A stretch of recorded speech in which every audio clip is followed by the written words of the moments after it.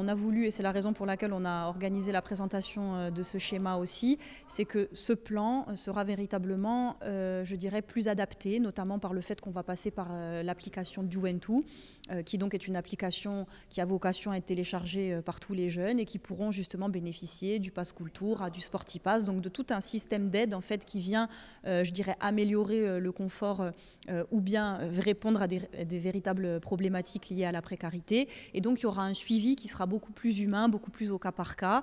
Et également, on a prévu, en dehors des mesures vraiment déjà préécrites, qu'il y ait une commission ad hoc, justement, qui permette d'avoir une analyse de cas qui éventuellement ne rentrerait dans aucune grille ou qui, par exemple, serait au-delà du barème du coefficient familial que l'on a revu et donc qui permettrait justement d'avoir une réponse favorable en fonction évidemment de justificatifs qui expliquent le besoin du jeune. Un barème qui a été baissé, c'est ça? Exactement, donc le quotient familial qui jusque-là pouvait aller jusqu'à 35 000 € d'aide, et bien là on l'a baissé à 25 000 € tout simplement parce qu'on considère qu'il faut aider plus ceux qui en ont le plus besoin.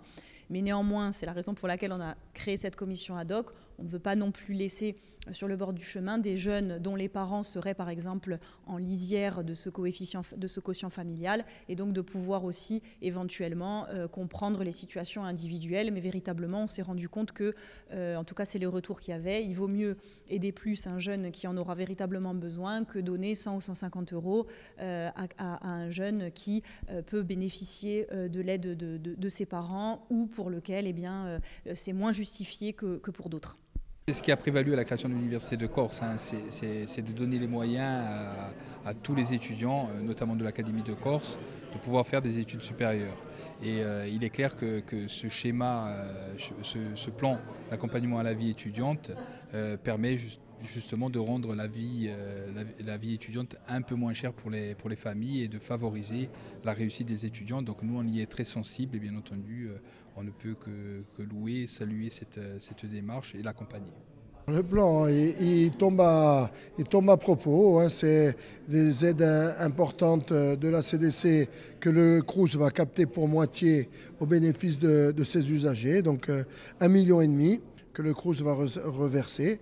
Donc oui, c'est important qu'il y soit et de le formaliser. Que peut-on dire aujourd'hui de la situation des étudiants à Corté au niveau de cette précarité? Est-ce qu'il y en a plus? Comment vous voyez les choses? Il est un fait indéniable qu'il y a plus de précarité qui touche de plus en plus de monde. Je dirais même la population corse, je veux dire ceux qui n'arrivent pas à envoyer leurs enfants sur le continent et qui font l'effort de les envoyer sur Corté. Et ceux aussi, ils sont touchés de plus en plus. On les voit arriver chez nos assistantes sociales, on les voit arriver à l'Aiuto Studentino. Donc oui, c'est une précarité qui malheureusement se développe. On est toujours dans une situation qui est compliquée, due à l'inflation en grande partie et à d'autres problèmes inhérents aussi à la Corse. Je pense à la mobilité, ça a été évoqué avec les jeunes qui sont plutôt dans l'extrême sud et qui ont des difficultés de déplacement, qui ne bénéficient pas par exemple du chemin de fer. Donc la précarité aujourd'hui, elle est quand même vachement importante sur Corté. Nous, on a pu noter directement au sein de l'association quand même une montée plus ou moins exponentielle. On a battu un triste record l'année dernière de 400 bénéficiaires, ce qui est monstrueux. À titre de comparaison, il y a quelques années, moi, quand j'ai rejoint l'association, on était à 60.